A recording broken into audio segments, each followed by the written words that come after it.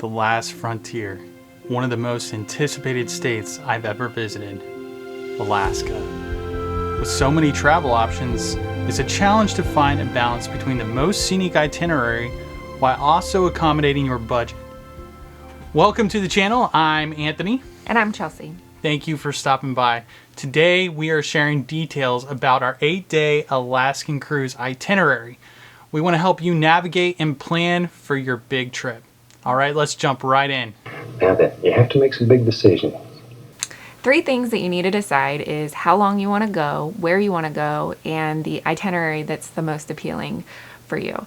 And then once you've decided that, then you can choose the best cruise line option. Yeah, so if you're like me, you want to get the biggest bang for your buck.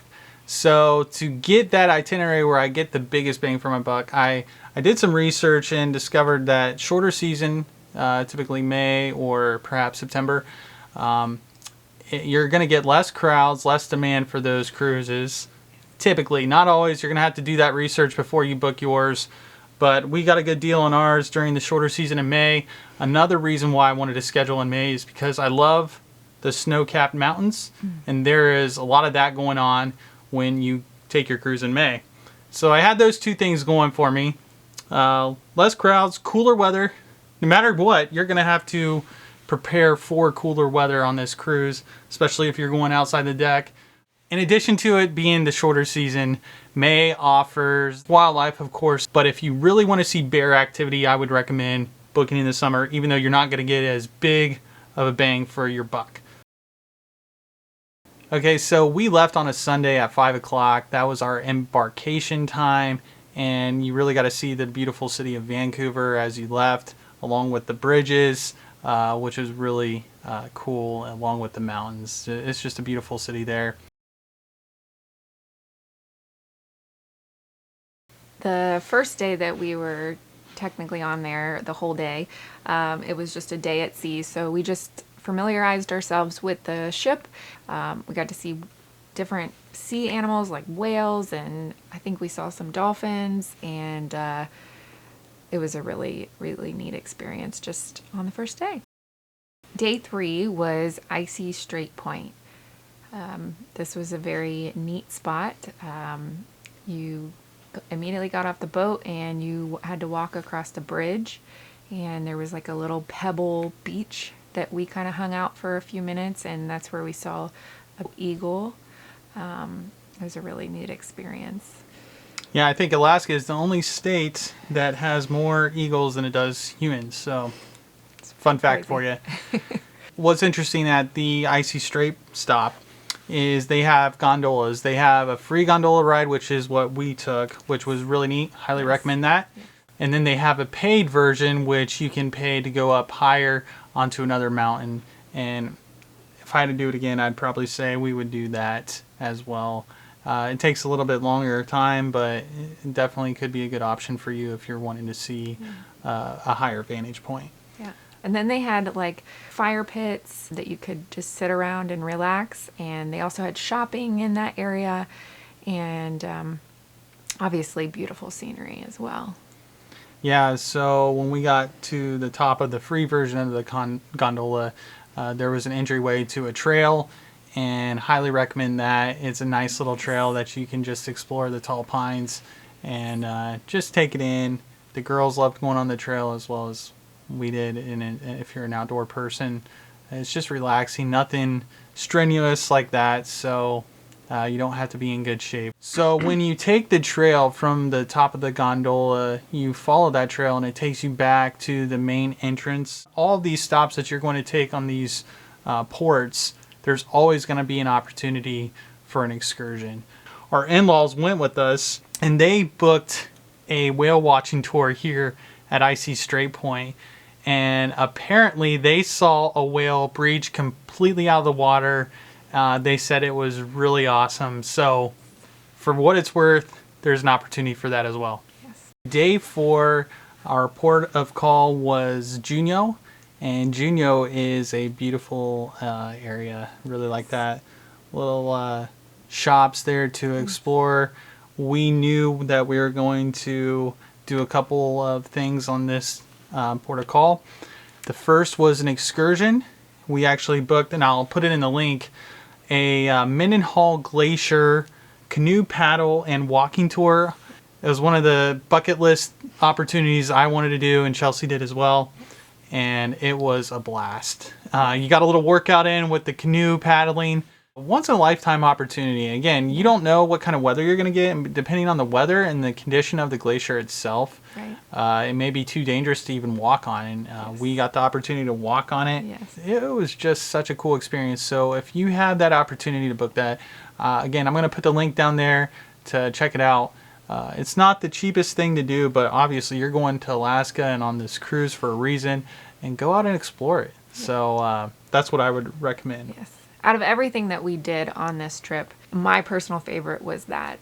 I'm so glad that we did that, and it was, like he said, once in a lifetime thing. And the glacier is melting. The guy told us at a rapid rate per year. Yeah. So maybe at some point that people won't be able to walk on it. So we felt very blessed to be able to do that.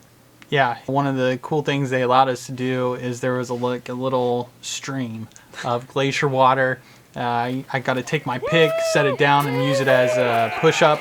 They said it's the freshest water you can drink, and so I got to drink of that glacier water, which was pretty cool. Yep. The next thing that we did in Juneau is we took a trolley up the mountain. It's called the Golden Belt Tram. Golden Belt Tram. It's about $55 for adults and $40 for children. Yeah, so I did some research before we decided to take the tram. There's a trail, I think it's called Gastineau Peak. Really like this opportunity, so we were preparing for it. We were taking walks like every week up till our trip with our girls, because I thought initially we were going to bring them. We ended up not. But I'm glad we didn't, because when we got to the top there on the Golden Belt Tram, it was snow covered. I mean, obviously that's why we wanted to go in May, but I didn't really think of the impact it would have on that trail. So I had this brilliant idea. And this brilliant idea, Chelsea did not want to have anything to do with it. Believe it or not. Crazy. I wanted to go up this huge mountain because you couldn't see the trail. And so I thought, I'll just climb up this big mountain that goes pretty much at a 45-degree angle. It took a lot of exertion. Yes. And so once I finally got up to the top, Chelsea was so kind, because actually with the sun beaming down, even though I was in the snow, it felt really warm. It felt about 70 degrees or so. Felt great. Yeah, but once I got up there, it was just awesome. I kept on going. I didn't want to freak Chelsea out being gone too long, nor did I want to get caught in a snow hole or anything like that. But I was careful, and I managed to find this area on the top of the mountain. And I don't know how far up the trail. I know I was on the trail. I don't know how far on the Gastineau Peak trail it was, but it was a magnificent view. I was by myself pretty much, and you can tell in this video clip the view is outstanding. And if I imagine it goes another mile or so up, and it goes into this canyon area. So if you go to Juneau, I would highly recommend taking the tram and then exploring this trail. And I don't think you'll be disappointed. It was a great time. I took my drone with me, got some great shots, but I didn't want to freak Chelsea out, so I had to hurry on. She said I was gone an hour. I felt like it was 15 minutes, but perhaps the most fun was actually sliding back down the hill. If I would have taken a sled, I probably would have been able to hit Mach 3 going down, but I took my body, and that was sufficient enough. Yeah. It was so steep that, some people slid down it and they would get their feet caught into it. And a couple people lost shoes. Like, it was so deep they couldn't go after it. A lady was calling for me. I had to help her out of the snow. It was crazy. Probably knee deep. Probably not the smartest decision I've ever made to do that, but shoot.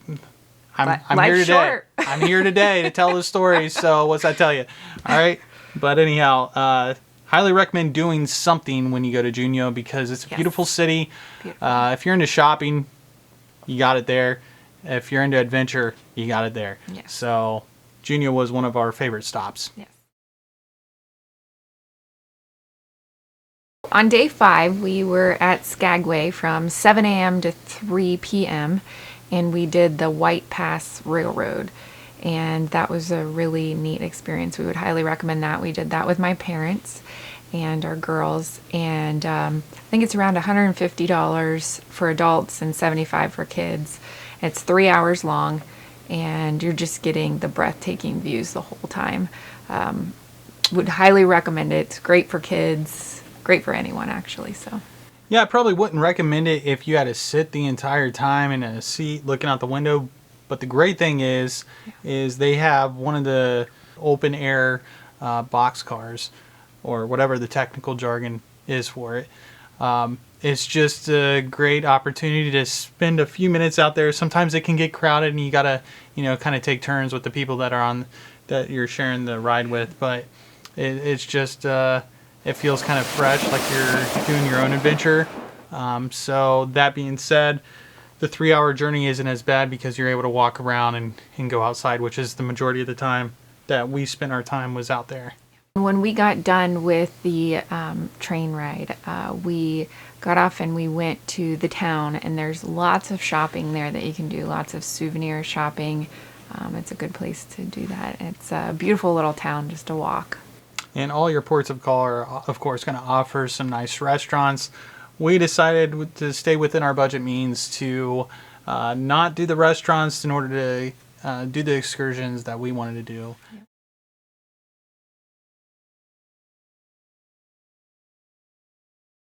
Next in the day, we went to Haines, and we got there at 5 o'clock, and we were there till 11 p.m. And again, this is a port of call. It's not like we took an additional excursion to Haines. It was the second stop of the day for the cruise line. Yes.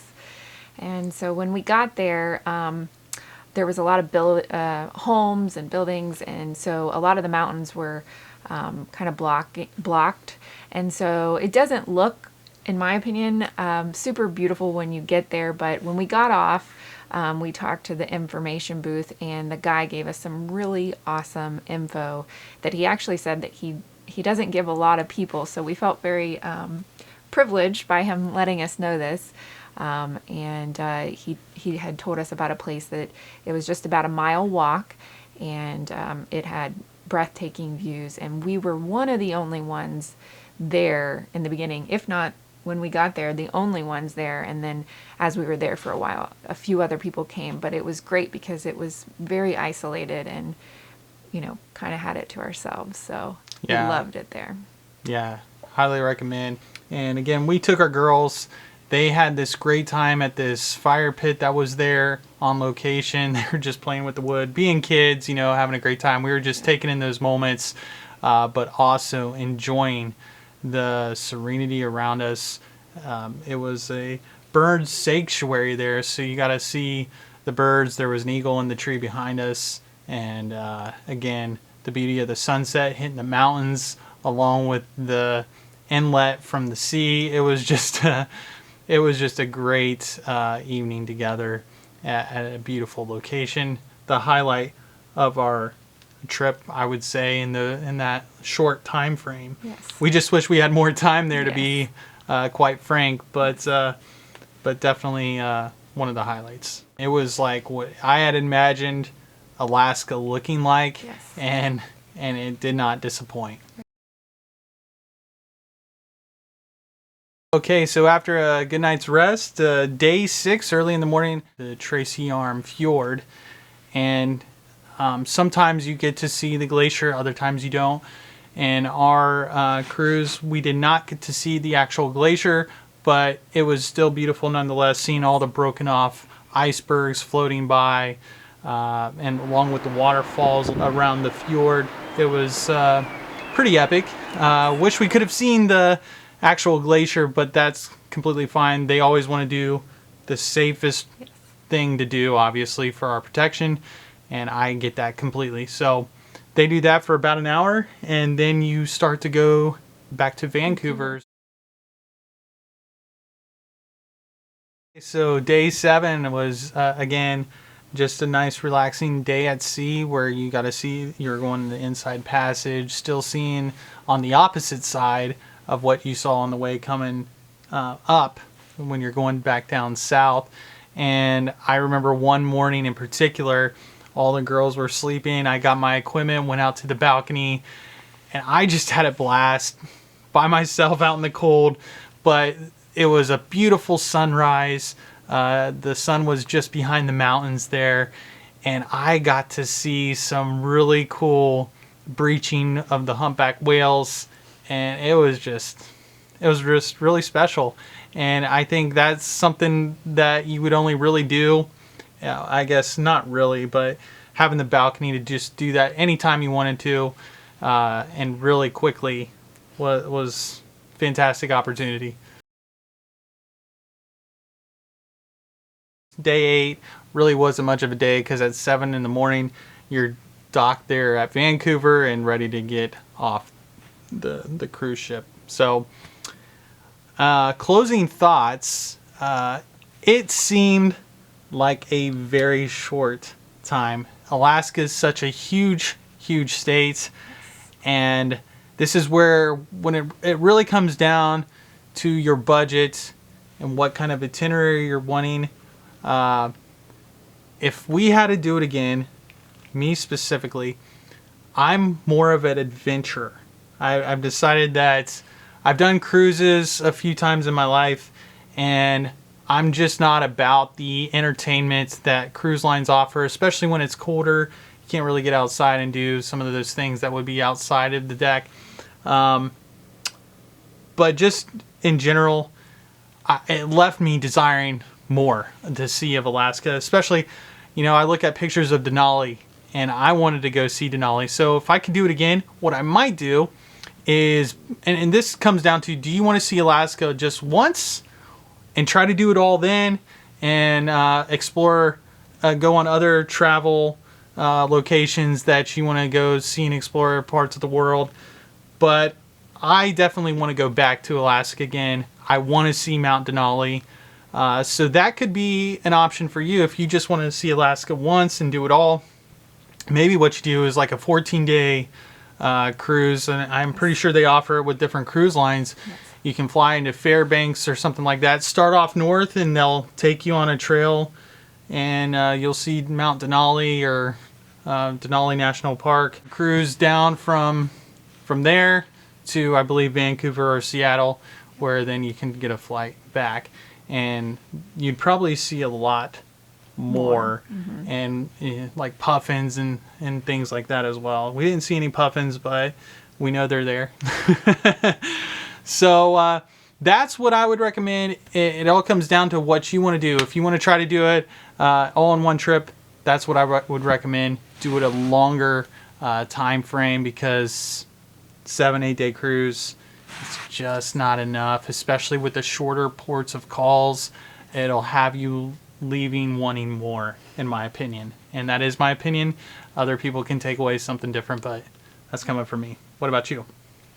Yeah, I would agree. I think a little bit longer would be very, very nice. But that's vacation in general. I feel like true. It's never long enough. But overall, a little bit longer would be great, just because, especially on the days that they did 2 ports in one day, it went really, really fast. So we hope you found this content valuable and helpful for your trip planning.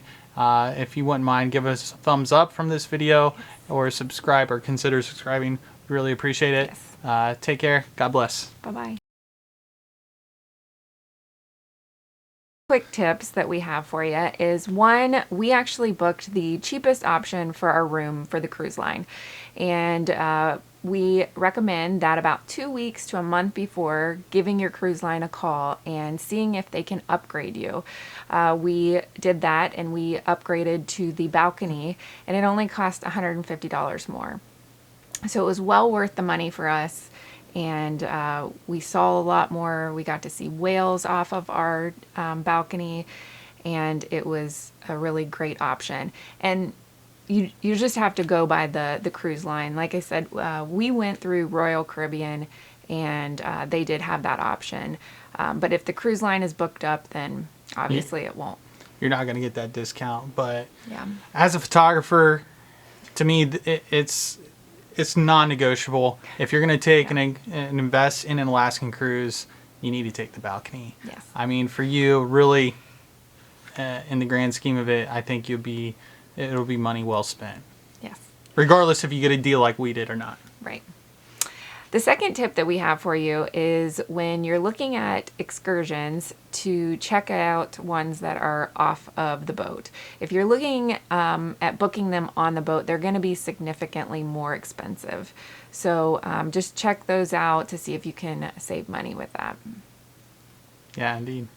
And a lot of those people that are on those same excursions, typically you'll find people that did book them through the cruise line, and so therefore the cruise line is going to have to wait until they get back, and that's the part of the benefit of booking through the cruise line is they will wait. They won't leave the port without you returning. So again, as another disclaimer, do your research, and if you're not comfortable with that risk, then by all means book through the cruise line, take the safe route. But if you want to take the risk like we did, we didn't feel like it was a great risk to go ahead and book outside of the cruise line, and you will typically find a better deal. Yes. Chelsea and I are very strategic with our points that we use for the different credit card companies we use. We typically use Chase Sapphire Preferred Credit Card. For this case, we knew we were going to use American Airlines, so we thought the best credit card company in this situation was going to be Citi. So a few months before we booked, we applied, hit the qualifications in order to get those sign-up bonus points, and we're then able to transfer them to American Airlines to then book our flights. And so what we did in this particular situation, we actually booked one-way flights from our home state to Vancouver.